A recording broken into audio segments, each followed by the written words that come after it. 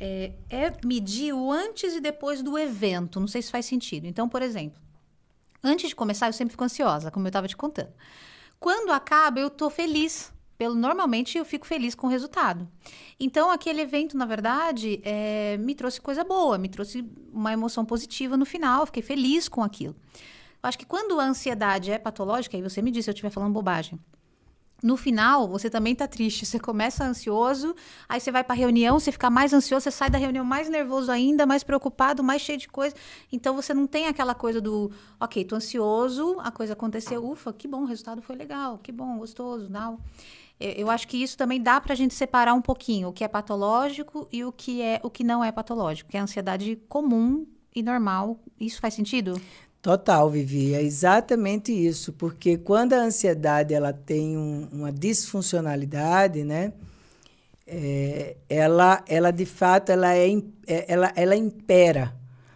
A experiência pode mostrar que não é desse jeito, né, mas a ansiedade diz não, é desse jeito, continua, né? Então, eu estou me lembrando aqui de uma pessoa que atendi faz muitos anos, e era uma pessoa que estava na carreira de ator, né, na época. Então, ele apresentou uma peça e levou um pouco das críticas, né, enfim, que ele recebeu da atuação dele.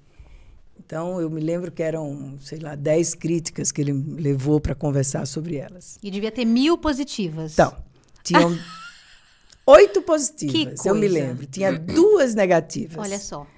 Mas ele não conseguia olhar para as 8 positivas. Ele olhava para as 2 negativas. E ele dizia, eu nunca vou conseguir ser ator. Eu nunca vou conseguir fazer isso. Eu não tenho competência. Você está vendo? Essa pessoa viu. Eu tinha razão. Eu nunca deveria ter feito isso. Então, claro que tem outros componentes aí, mas eu estou focando na ansiedade, né? A ansiedade, às vezes, ela vem junto com culpa, ela vem junto com depreciação, ela vem junto com medo, né? E ela tem essa característica autoritária, né? Esta é a minha verdade. Não. Olha, você saiu de casa, estava ansiosa para a entrevista, foi tudo bem, mas você não consegue ver o tudo bem, porque teve um momento na entrevista que, né, eu me enganei ou eu fiz alguma coisa e aquilo fica. E fica por dias. E vai se juntando a várias outras coisas. Então, essa é uma ansiedade, né, que ela precisa de atenção, de ajuda, às vezes, profissional. Ela precisa que a pessoa tome providências com ela, porque isso ela está desconectado da realidade. Ela não está fazendo uma avaliação realística da realidade. Hoje eu estava tomando café antes de vir para cá, falei para o meu marido, nossa, eu estou tão ansiosa para fazer esse podcast. Ele falou assim, você sempre diz isso, você sempre diz isso. Aí eu disse, pois é, eu sempre digo isso. Ele disse, mas é melhor que você diga isso, assim você se prepara e tudo bem, enfim, né? Mas aí eu chego aqui, agora eu estou aqui conversando com você, eu não estou mais sentindo a ansiedade que eu estava sentindo antes, né? Então, essa ansiedade, ela é uma ansiedade que te move, que move, que me leva a buscar novas coisas. Sabe aquela ansiedade que criança tem para festa de aniversário? Tem criança até que tem febre, não né? Dorme. Não dorme.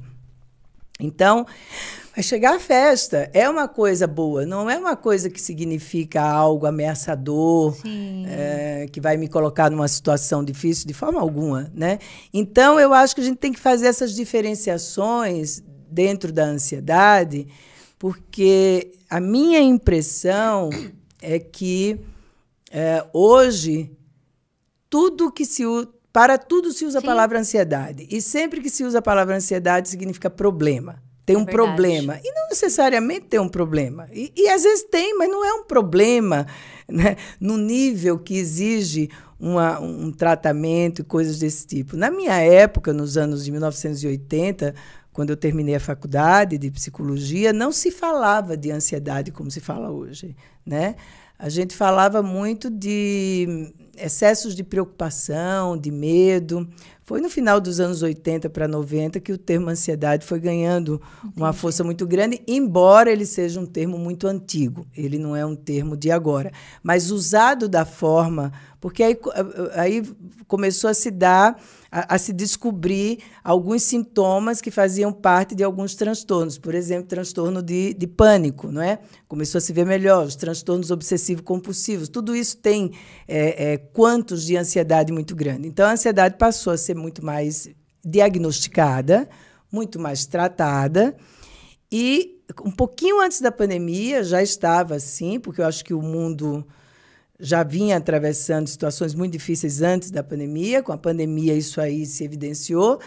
E não teve quem não entrou, de alguma forma, em contato com algum quanto de ansiedade. Todo mundo ficou ansioso, todo mundo ficou com certo medo, não é? Eu sempre digo que a pandemia nos fez ajoelhar, né? Diante do nosso narcisismo de achar que a gente tem controle sobre tudo. A gente não tem controle sobre nada. A gente vai tentando administrar todos os dias, mas todos os dias você pode ter surpresas, né? Sim. Então, eu acho importante fazer essa diferença, não é?